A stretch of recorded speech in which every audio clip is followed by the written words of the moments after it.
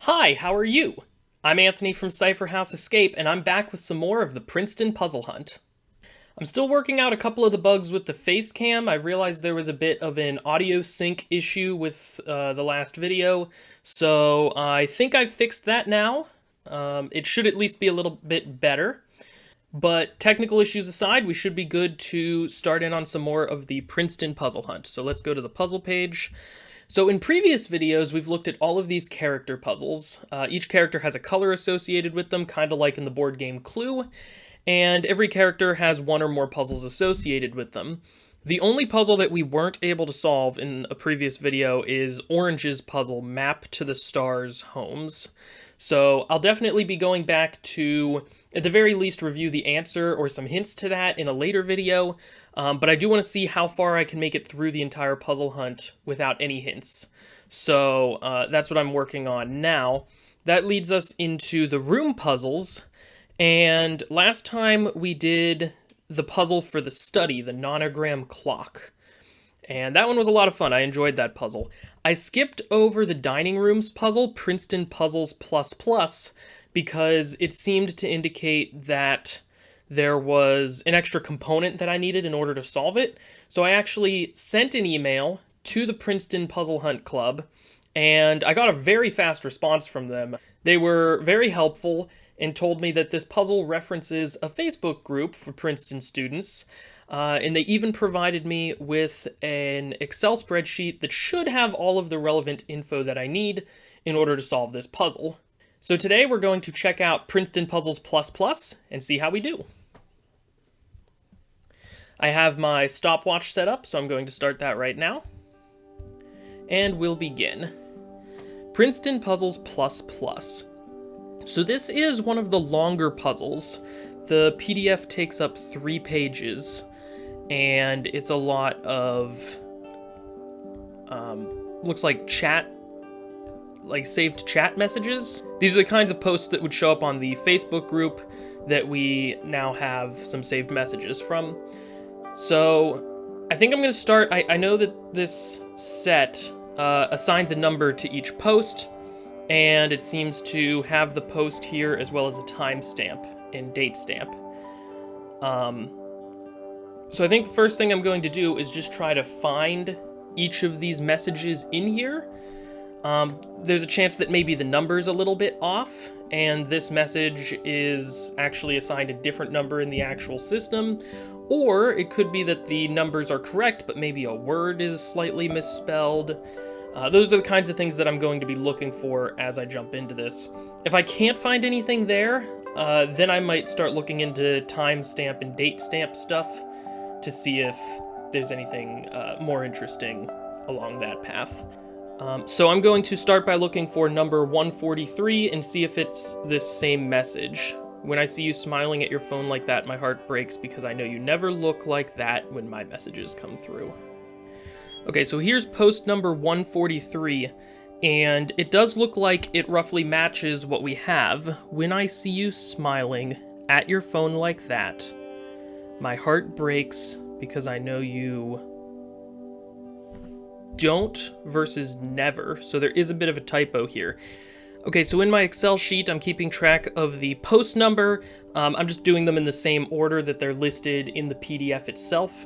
I'm going to then list what word or phrase or part of the post is different in the PDF versus in the original. So in this case, it's the word never in the PDF versus the word don't in the original document. I'm hoping that either this set of words or this set of words will spell something, or maybe the first letters will be something interesting. So let's look at this next post, 7,374. So in the original post, the writer asks, please drop your skin routine, whereas in the PDF it says, please share your skin routine. So that word share versus drop is the difference here. That's good. We'll keep going. So right towards the beginning, I see there's this difference between maybe a meal a week in the PDF versus maybe 1 meal a week as it's listed in the Excel sheet. When directly translated, this phrase means, I am thinking of you in the original post, but in the PDF it says, I am thinking about you. So we have about in the PDF and of in the original. Don't drop one of.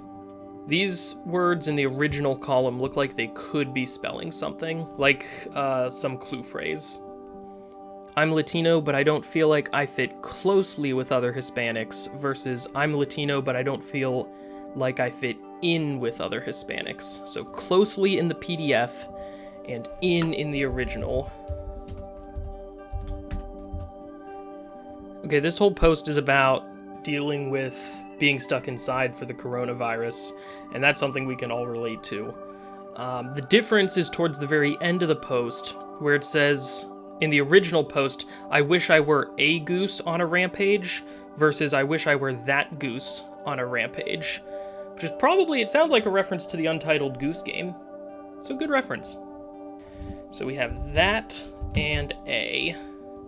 Shout out to the triple in Whitman, whose window I drunkenly knocked on for life advice last night on my way to Wawa.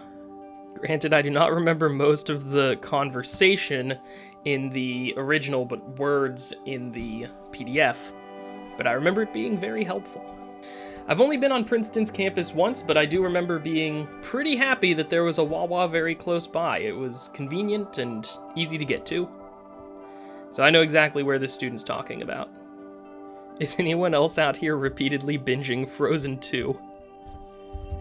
Repeatedly just. Would anyone feel down to jog and play Pokemon Go versus would anyone be down?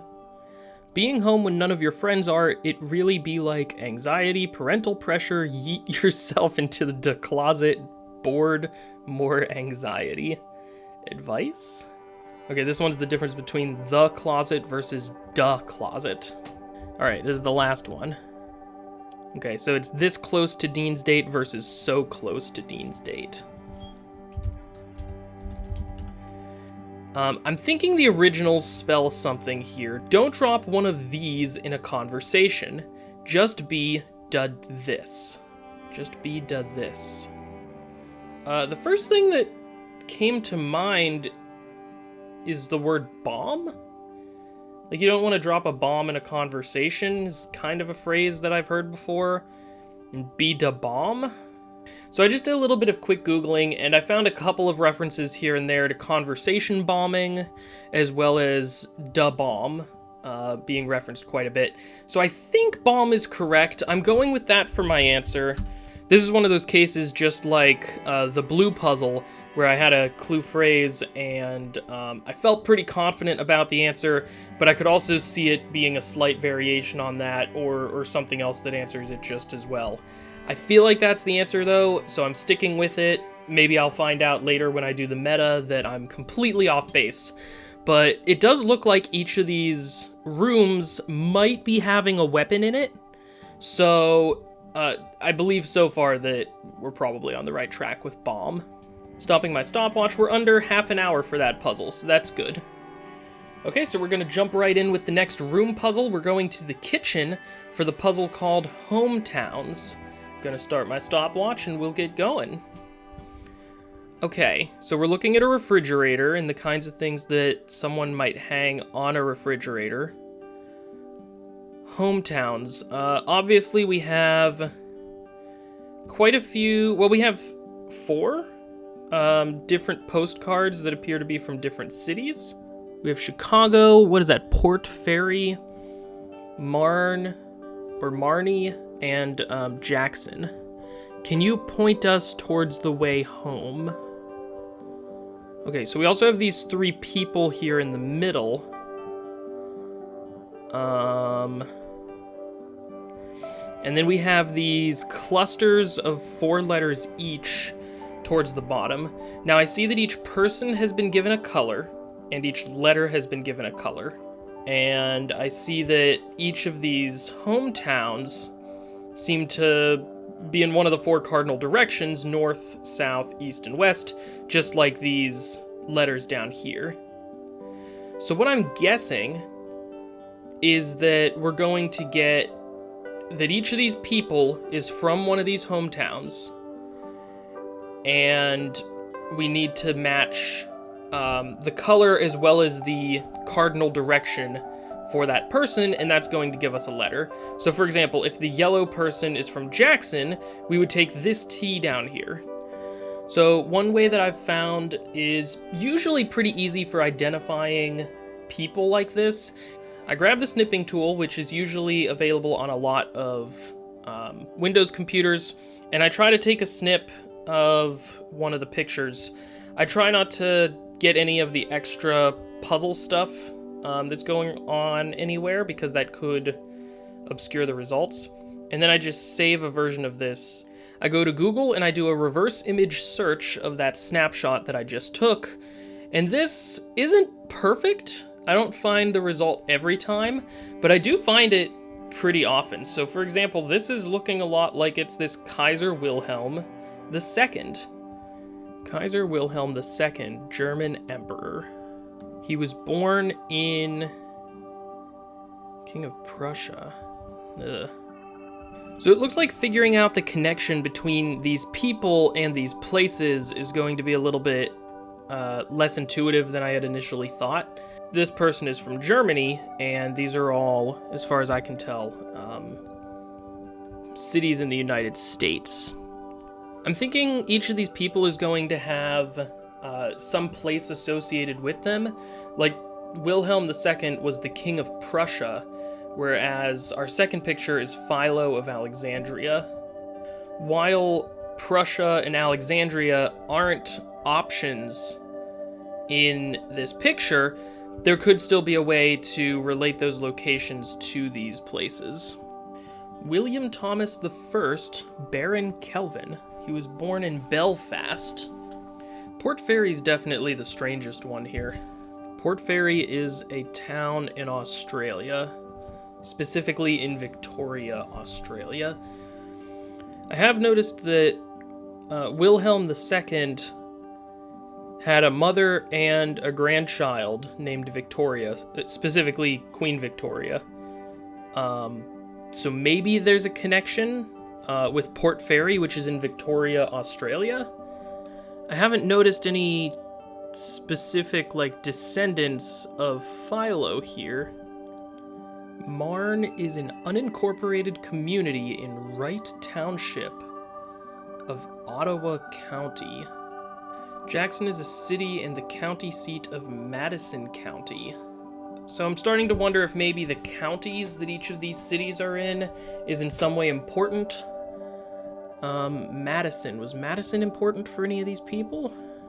I just tried searching all these people with the various cities, and nothing immediately came up. Philo's from Egypt, Wilhelm is from Germany, William Thompson is from Great Britain. I feel like anything I'm coming up with so far is either a coincidence or a bit of a stretch, and it's not consistent for all three people or places, at least from what I've seen.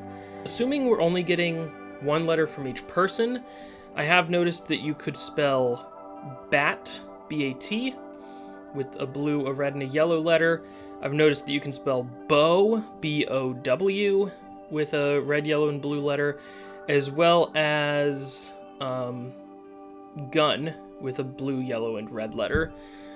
I'm just completely at a loss on what to do here. Can you point us towards the way home?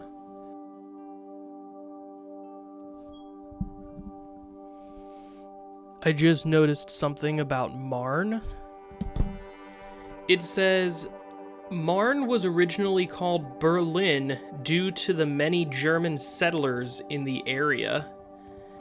So could Wilhelm, who's German, be looking to go to Marne? If so, that would give us an A over here. Can we do that with any of these other places? Originally named Alexandria. Okay, this is it. We're on to something. Because Philo's from Alexandria. So Philo is looking to go to Jackson. Okay, so Wilhelm, who's from Germany, wants to go to Marne, which was originally called Berlin. So that gives us, I'm gonna do this in green, maybe, this letter A. Philo, who is from Alexandria, wants to go to Jackson, being from, because Jackson was originally called Alexandria, so that gives us this T. And I'm really, really hoping that Port Fairy was originally called Great Britain or Ireland or something.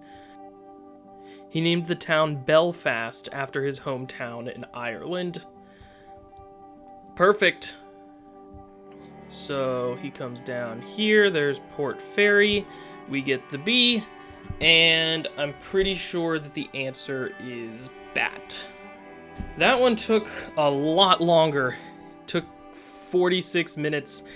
So this shows that a fairly simple puzzle, one with just a very basic aha moment, can sometimes take a long time to fully wrap your head around. This is why it's often better to do puzzle hunts as a team, because there are definitely people who will, if they were on my team, they would say, I'm going to check out the original names of some of these cities. Oh, hey, that's it.